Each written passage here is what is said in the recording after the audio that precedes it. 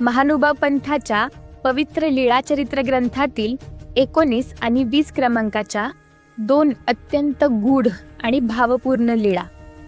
उदास्य स्वीकार आणि रामटेकच्या रामयात्रेस जाताना श्रीप्रभूंची भेट या भक्तांच्या हृदयाला स्पर्श करणाऱ्या दिव्य घटना आहेत.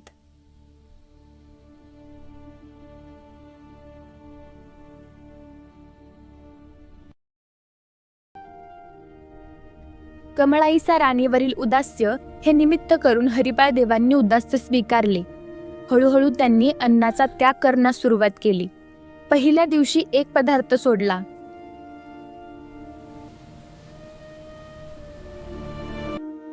दुसऱ्या दिवशी दुसरा पदार्थ.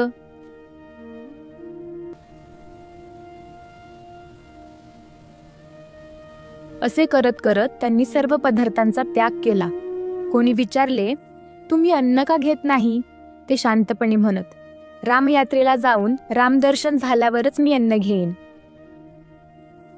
हळूहळू त्यांनी मर्दना मादणे म्हणजे अंघोळही सोडली. नंतर ते फक्त अळणी ताक भातावर राहू लागले. अशा प्रकारे कमळाईसा राणीवरील उदास्यामुळे त्यांनी पूर्ण उदास्य स्वीकारले. काळ जसा पुढे गेला, हरिपाळ देवांचे शरीर कृश होत गेले. हे पाहून त्यांच्या मालिनी मातेला फार चिंता वाटू लागली. ती विशाल देवांना विनवू लागली, कुमार खूप अशक्त झाले आहेत, त्यांना रामयात्रेस जाऊ द्या. परंतु विशाल देव म्हणाले, आम्ही राजे आहोत, राजासाठी अनेक धोके असतात. ब्राह्मणाला पाठवून सुद्धा यात्रा करता येते. परंतु हरिपाळ देवांना ते मान्य नव्हते.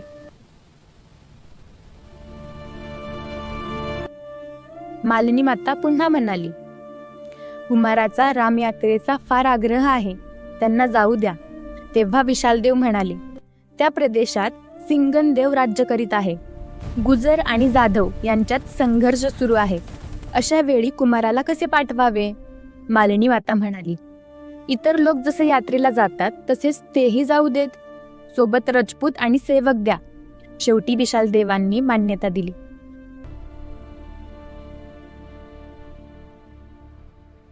हरिपाळ देवांच्या यात्रेसाठी मोठी तयारी झाली. त्यांच्यासोबत दांडीधारी, डोळीकार, हडपी, बारी, सागळिया, चवरधारी, भांडारी, वेचकर, सुवार आणि बडवा असे अनेक सेवक दिले गेले. संपूर्ण कोठी भरून यात्रा सज्ज झाली. यात्रेला निघताना हरिपाळ देवांनी 3 वेळा माडीवर जाऊन कमळा राणीला पाहिले. परंतु कमलाईसाने काहीही विचारपूस केली नाही. हरिपाळ देव यात्रेसाठी निघाले. मालिनी माता त्यांना वाघद्वारापर्यंत निरोप देण्यासाठी आली. विशालदेव आणि मोठा पाईक परिवार काही अंतरापर्यंत एका मुक्कामापर्यंत सोबत आले आणि नंतर माघारी फिरले.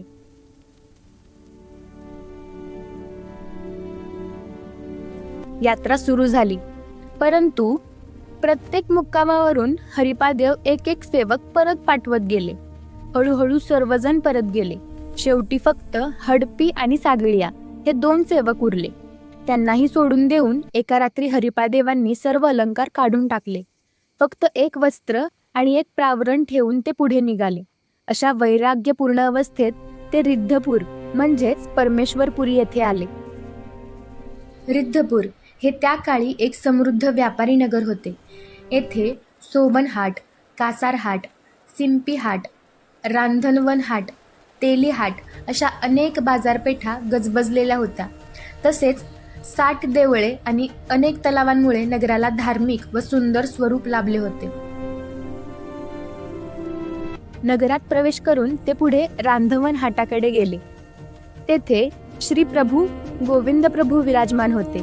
त्या हाटात 2 ओळी होत्या. पूर्व पश्चिम अशा 2 रांगा. पश्चिमेकडील ओळीत हरिपाळ देव पूर्वाभिमुख उभे होते आणि पूर्वेकडील ओळीत श्रीप्रभू पश्चिमाभिमुख विराजमान होते. श्रीप्रभूंची दिव्य मुद्रा विलक्षण होती. अर्धे वस्त्र कमरेभोवती वेढलेले, अर्धे प्रावरण खांद्यावर घेतलेले, मोकळा कासोटा, नाभीपर्यंत येणारी घडी, मोकळे केस आणि डावा नेत्र अर्ध उन्मिलित, जणू समाधीच्या अवस्थेत. डाव्या हातांची बोटे किंचित वाकलेली. अशी ती अद्भुत अलौकिक मुद्रा पाहून त्या क्षणी त्यांना त्यांच्यातच रामाचे दर्शन झाले. त्यांनी रामदर्शनाशिवाय अन्न न घेण्याची शपथ घेतली होती. हरिपाळ देवांनी नम्रतेने काया प्रणाम केला. त्या क्षणी प्रभूंनी त्यांना ओळखलेच. ते हसून म्हणाले, अय्या माझा जाला म्हणे, आता होय म्हणे. त्यावेळी श्रीप्रभूंच्या एका हातात शेंगुळे आणि दुसऱ्या हातात बुड्डे होते. ते कधी खात होते, कधी हवेत उडवत होते, कधी हसत होते, कधी आकाशाकडे पाहत होते. जणू एखादी दिव्य लीळा चालू होती. हरिपाळ देव शांतपणे ती लीळा पाहत उभे होते. तेव्हा प्रभूंनी प्रेमाने हाक मारली, अरे घे घे घे ना. चक्रधर होय म्हणे, चक्रेया होय म्हणे, अरे घे घे असे म्हणत त्यांनी तो प्रसाद हरिपाळ देवांकडे फेकला. हरिपाळ देवांनी तो महाप्रसाद म्हणून नम्रतेने स्वीकारला. तेव्हा श्रीप्रभूंनी आपल्या करकमलाने हरिपाळ देवांच्या श्रीमुखावर हात ठेवला. त्या दिव्य स्पर्शाने त्यांच्या अंतःकरणात ज्ञानशक्ती आणि परावर शक्ती प्रकट झाली. त्या क्षणी त्यांच्या जीवनात एक महान परिवर्तन घडले. आणि तो दिवस होता चैत्र शुद्ध नवमीचा. हरिपाळ देव पुढे निघाले आणि श्रीप्रभू स्वतः त्यांना महाद्वारापर्यंत निरोप द्यायला आले. त्या दिवशी तळेगाव येथे त्यांचा मुक्काम झाला. या लीळेतून एक गूढ सत्य प्रकट होते. ज्ञानाचे कार्य असे असते की ज्या ठिकाणी खरे ज्ञान प्राप्त होते तेथे त्यांच्या मागून वैराग्य आपोआप प्रकट होते. आणि त्या क्षणापासून हरिपाळ देव राहिले नाहीत. ते झाले सर्वज्ञ श्री चक्रधर स्वामी. ज्ञानशक्ती स्वीकार दिनानिमित्त सर्वांना हार्दिक शुभेच्छा. हीच ती पवित्र भूमी रिद्धपूर. याच ठिकाणी रांधवणहाट येथे ज्ञानशक्ती स्वीकार ही दिव्य लीळा घडली. हे स्थान ज्ञानशक्ती स्वीकार स्थान म्हणून ओळखले जाते.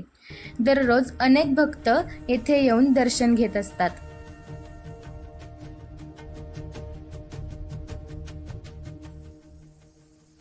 तुमचं प्रेम, आशीर्वाद आणि कृष्ण भक्तीच्या साथीत आम्ही अशाच सुंदर लीळा सादर करीत राहू. व्हिडिओला लाईक करा आणि आपल्या चॅनेलला सबस्क्राईब करायला विसरू नका. धन्यवाद. दंडवत प्रणाम. जय श्री गोविंद प्रभू. जय श्री चक्रधर स्वामी. दंडवत प्रणाम.